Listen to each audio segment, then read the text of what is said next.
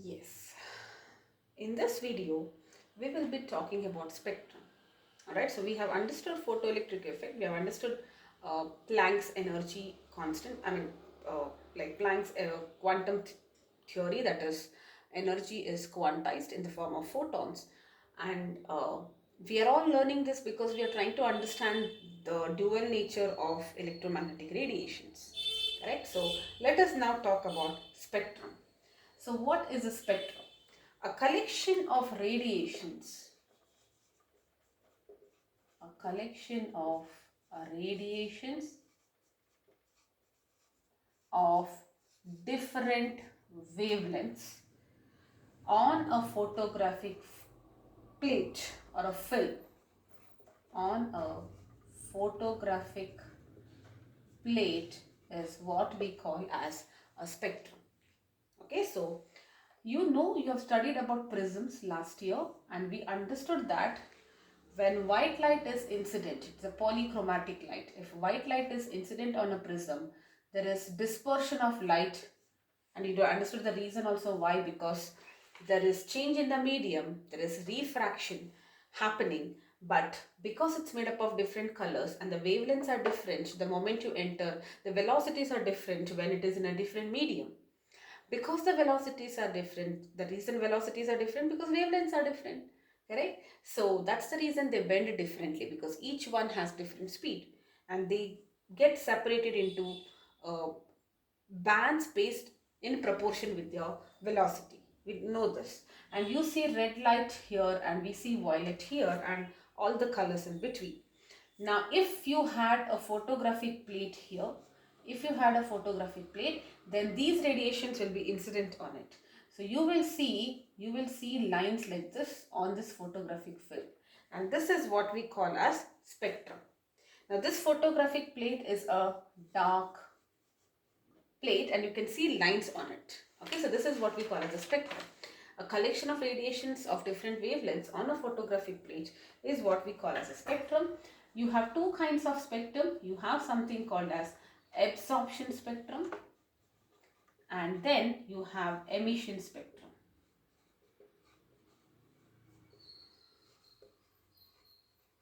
Alright, so what is absorption spectrum? This is the spectrum which is corresponding to the absorption of light. So this corresponds to absorption of light. I'll tell you in a while what it exactly means.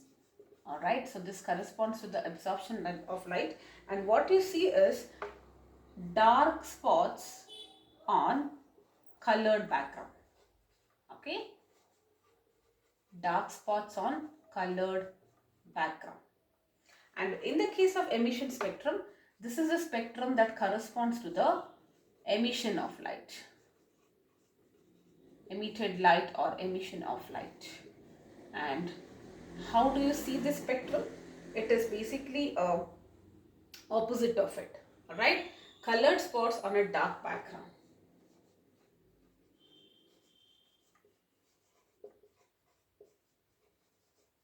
Colored spots on a dark background. Alright, so you may not understand this till I explain you with the help of an example. With one example, I'm going to explain both of them. Alright, so let us say there is some kind of absorbing sample. Alright, now what is this absorbing sample? It is depending on its material, it is capable of absorbing something and giving out something, and they are complementary to each other.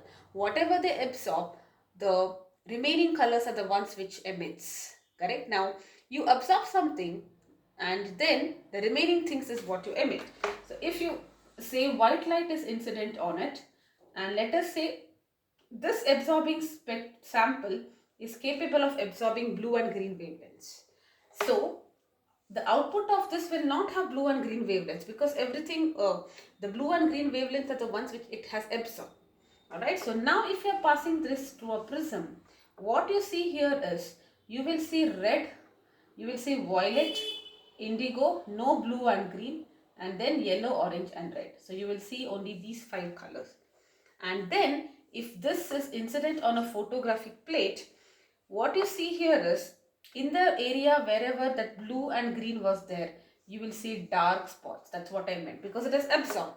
correct? So the spectrum here will look like a dark spot, and the others you can see colors like this: red, orange, yellow, and then indigo and violet.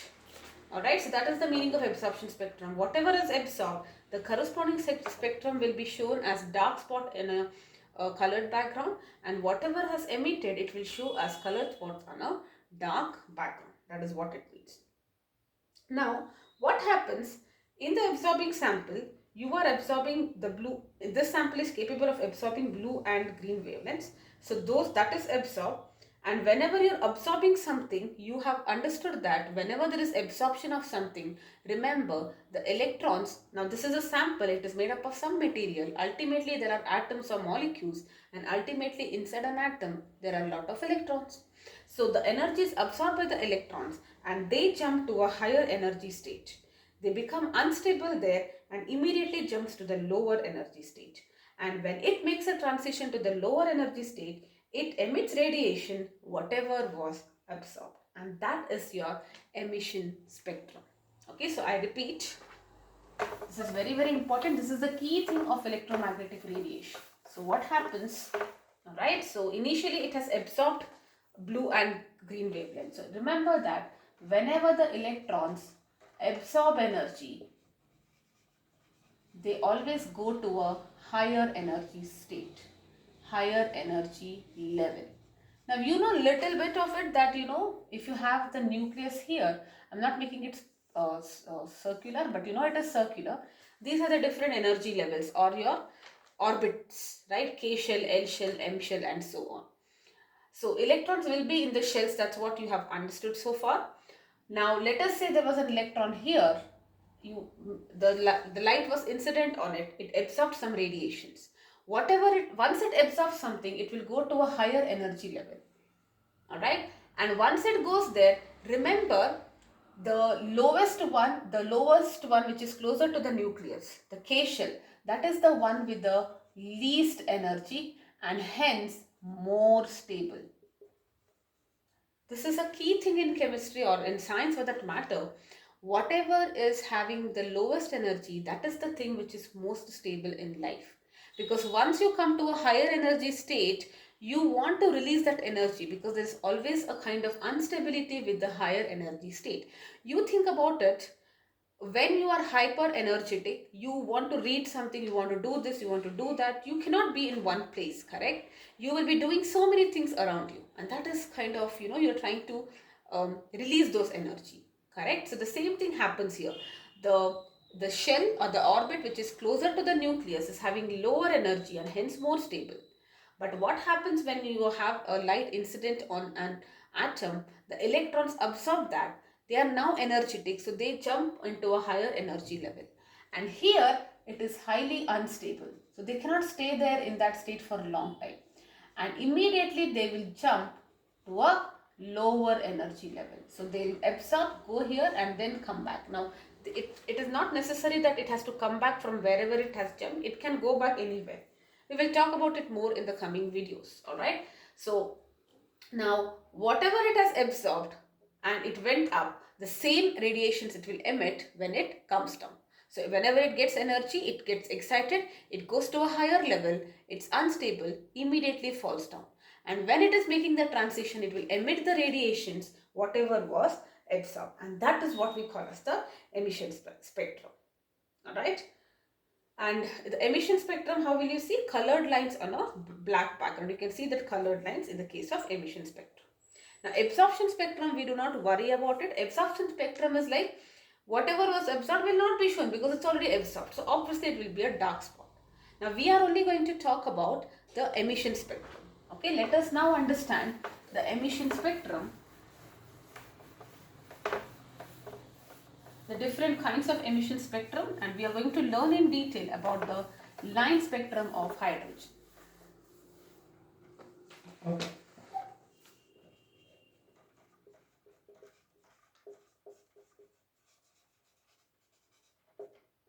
Alright. So emission spectrum are of two categories. You can remember it like this flow chart what I am giving you. So one is the continuous spectrum, like in the case of rainbow. you're getting without any gaps, correct? So all the 7 colors in a rainbow are seen without a gaps. I'm not saying rainbow is, generally we say spectrum when there is a display on a photographic plate, but this is a different phenomenon. But the reason why I mentioned rainbow is just like there is no differentiation between two colors, it's one after the other continuously. A continuous spectrum would also look like a rainbow. And then there is discontinuous spectrum. Okay, where it is not continuous. And under discontinuous spectrum, you have band spectrum and line spectrum. Okay. Now, band spectrum is when, let us say this is the photographic film, you will see a band of colors like this. And in the case of line spectrum, you will see line like this, thin lines. Alright. Now, band spectrum is seen in the case of molecules. So imagine you're taking some molecules, any kind of molecules, meaning in a compound for that matter, sodium chloride or anything, and through it you make a light incident on it, and then once the light is incident, the output of that light, whatever it was, like you take sodium chloride, you make light incident on it, it would absorb something depending on its capability. Whatever is the output, make it pass through a prism, and then the radiations will be incident on a photographic film. Then it looks something like this. Whereas line spectrum is seen in the case of atoms only. Alright, so molecules will not show. So if you are talking about elements which the particles are atomic, the lowest particle, the smallest particle is an atom, that will show you the line spectrum. And if you're talking about hydrogen atom, I'm not talking about hydrogen molecule. A hydrogen molecule is made up of 2 hydrogen atoms. So this hydrogen atom shows emission, discontinuous emission, which is discontinuous, and since it's an atom, it shows line spectrum. What is the meaning of this? Now each element has a unique line spectrum. See, what are atoms? Atoms are the smallest indivisible particles of an element, you can see. That means each element, if you're talking about each element, you have 118 elements. They have a unique line spectrum. Okay, it is just like it's the property of that element. Just like you have, each element have a unique boiling point, melting point. Each one of us are unique because we have our, the gene in us is very different. Similarly, each element has a unique line spectrum. So if you study the line spectrum, they are like fingerprints, right? If you study the line spectrum, you can map it to the element. And if you think it's a different line spectrum which is not there, that means that element is also something which we were probably not aware. And this is how so many elements like rubidium, cesium, thallium, indium, all those were discovered because of this. There was some unknown element. People did not know what it was, whether it was something which we know or it is something different. They observed the line spectrum of this, that unknown element, the past radiations, the output was given to the prism, and the prism's radiations were incident on a photographic plate. They studied the line spectrum and then concluded that, oh, this is something we did not know. That means it's a different element. Alright. In fact, in the sun has helium. We understood that the sun, how do we get heat and light from the sun? There is a continuous conversion of hydrogen into helium. 4 hydrogens, they fuse together to form 1 helium, and in this process there is a lot of energy in the form of heat and light which is given out, and that is how we receive the heat and light from the sun. Okay, now this is a nuclear fusion reaction. You will talk about it in the next year in physics. But what I want to mention here is, we got to know that inside sun there is helium only because of studying the spectral lines of whatever radiations we are receiving from the sun.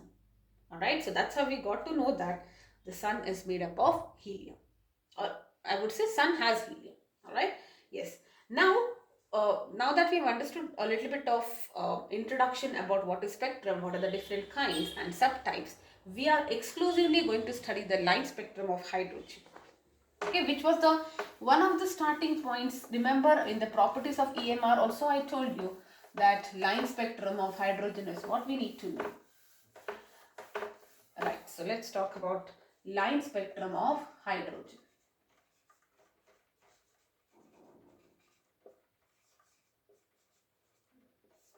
Very, very important topic from the exam point of view.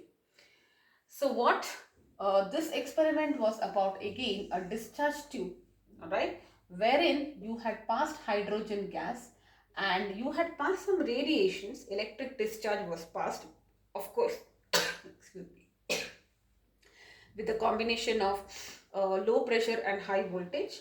The electric charge, what it did was it broke down to give you hydrogen atoms. So there was ionization, correct? So hydrogen atoms were given out because we are studying the line spectrum, which means we need hydrogen atoms, and hydrogen is existing as a molecule.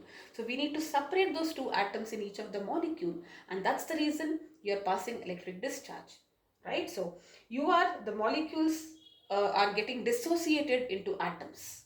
Okay, so from hydrogen molecules, you are getting hydrogen atoms. So molecule, there were two atoms, and then you separate them. So you have two different hydrogen atoms. Alright, so now you are getting atoms, and those are capable of emitting radiations. Now what happens, now you have hydrogen atom in this setup, now you have lots and lots of hydrogen atoms. Now what happens when energy is incident? So when energy in the form of radiations, is incident on this hydrogen atoms. Okay, so you make the incident radiations incident. So what happens? These atoms are made up of electron. Each hydrogen atom has one electron. Correct? Now you will be having lot of hydrogen atoms. Each one of them has one electron. So these electrons, they absorb. Okay, so they absorb the radiations. Now they are excited now. We say they are in an excited state. And when they are excited, they jump, I told you this, they jump to a higher energy level where they are, excuse me, where they are unstable, and they make transition to the lower energy state. And during the course, they emit radiations, whatever they had absorbed initially. Alright. Now depending on from which a higher energy level it falls, we have different types of spectral lines. Alright. So let us now understand that different types of spectral lines in the case of hydrogen. Just because I need space, I'm just clearing this. Okay. So you have these other ones, right? So this is N is equal to 1, which is your K shell closer to the nucleus. This is your L shell, N is equal to 2, N is equal to 3, your M shell, N is equal to 4, M shell, and like that you have infinite shells. People feel there is only 4 shells, but that's a misconception. Alright, now there are more, but I think we can do with this. Now if the radiations from any higher energy levels, if they fall onto the first shell, that is the K shell, okay, they can be anywhere. It depends on how much energy was absorbed. Correct? So from any higher states, if the electrons jump into the first shell, then as and when they make the transition, they emit radiations. Those radiations, or the entire series of the radiations, is what we call as Lyman series. And this, the entire Lyman series will have their radiations, right? Because they're emitting radiations. The frequency of this is matching the UV region. So I can also say that they're nothing but the UV ultraviolet rays which are emitted. Okay. Now from any higher energy level, if the transition is happening in the second shell, that is what we call as the Balmer series. Okay, series because there is a lot of spectral lines, and this is in the visible region. Similarly, from any higher energy level, if the transition is happening in the third shell, we call it as Pascan. Pascan is infrared radiations. Okay, and if it makes a transition, now there will be higher energy levels. I don't have space, so I'm not writing it. This series is what we call as bracket when they fall into the fourth shell, and this is also infrared. And if they fall into the fifth shell, we call it as the Fund series, PFUND. P is silent there. And this is a radio waves. That means the emitted radiations are matching the wavelength and frequency of the radio waves. Okay, so this series is very important. Now there are a couple of things. The the first line here, which is immediately making its transition. Now it is falling into the first shell, right? What is the immediate shell? N2. So whichever, this line is what we call as the H alpha series, this is what we call as the H beta, and this is what we call as the H gamma. Okay, now the reason why I'm telling you all this is because we would need this in the numericals. Calculate for the wavelength of this H alpha series, H beta and all that. So what is H alpha? Once you figure out that it is Lyman Balmer or whatever, the transition which is happening right from the shell above it, that is what we call as H alpha. The next one H beta and next one is H gamma. Now we are going to study about Balmer here, okay, because he had given one interesting equation. What Balmer did was he could find radiations emitted from the hydrogen only in the visible region, that's what I've mentioned, and he gave an equation to find the wavelength of the radiation emitted. So what was that? Nu bar, which is 1 by wavelength, is equal to Rz square into 1 by N1 square minus 1 by N2 square. Alright, where N1 is always the lower energy state and N2 is your higher energy state. This is what he gave. Lambda is the wavelength of the radiation which is emitted. 1 by lambda is the wave number, which tells you the number of waves per unit length. Z is the atomic number. R is what we call as the Rydberg constant. So this is your Rydberg constant, whose value is 109,677 per centimeter. Alright. Now, in the numericals, you would be calculating the wavelength. So, you will get 1 by R most of the times. So, I am just writing this 1 by R so that it's easier for me to remember. And the value of 1 by R is this much. Okay. So, now 911.5 angstrom. Now, it's left to you whether you want to remember it or else you have to remember this. If you remember 1 by R, because we want wavelength, you will always get 1 by R. It makes sense to remember this rather than calculating every time. So if it is left to you, even if you're not a person who would like to memorize, it will help you if you memorize certain things. Okay, and over a period of time, it will come naturally to you. So 911.5 angstrom is the value of 1 by R. Okay, so this is the formula which he gave.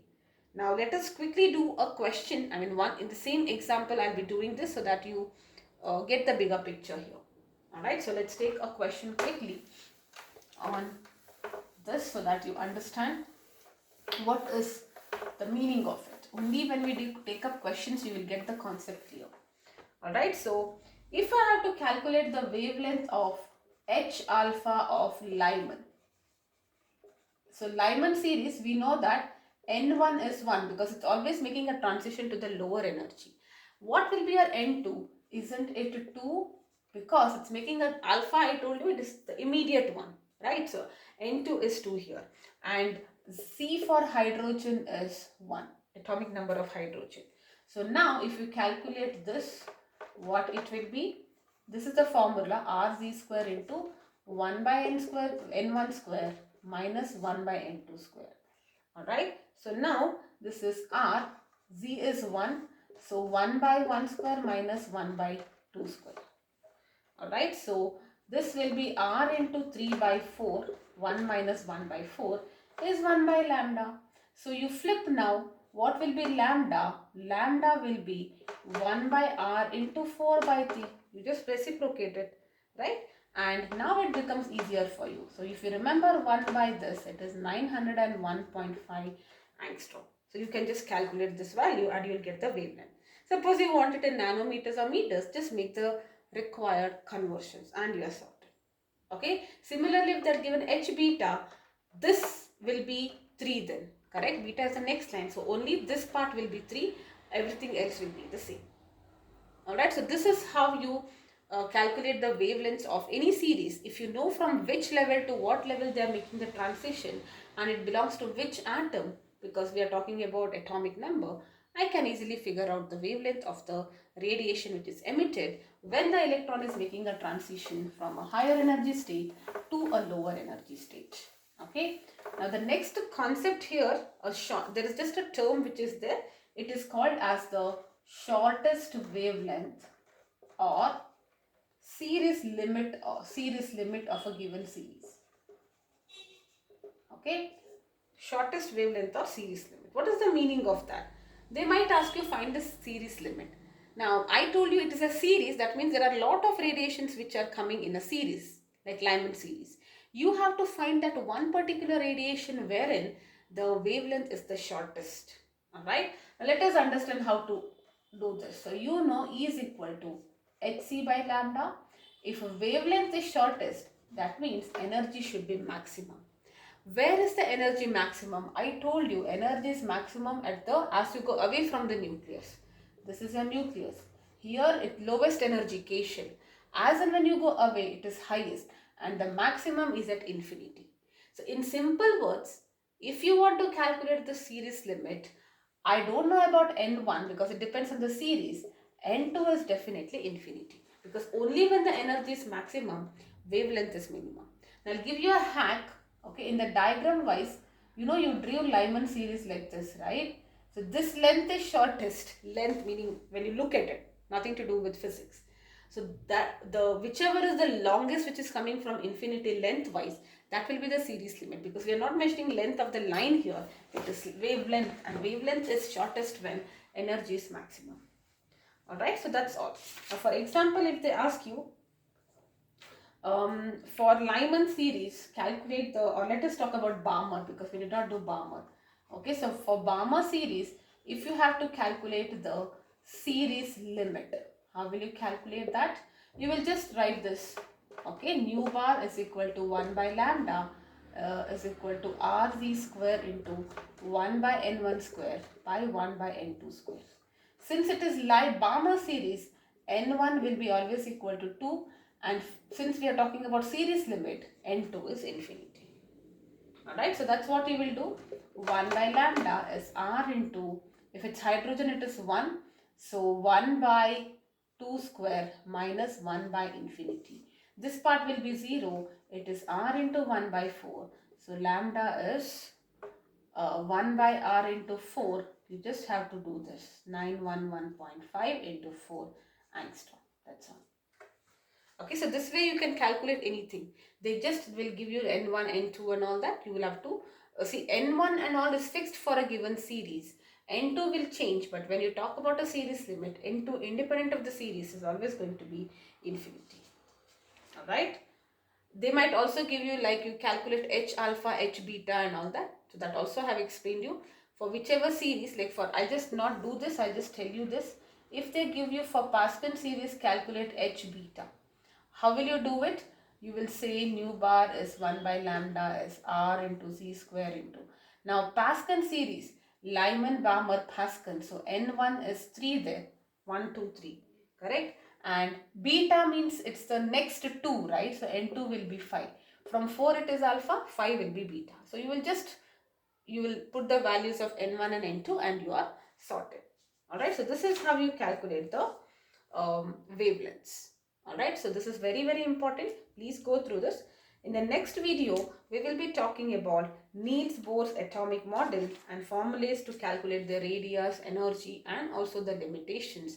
And once we know that, next comes the interesting part, which is the actual quantum mechanical model, which is the current model that we are following, and whatever it took to reach till that stage is what we have been studying all this while. Alright, so please do practice once.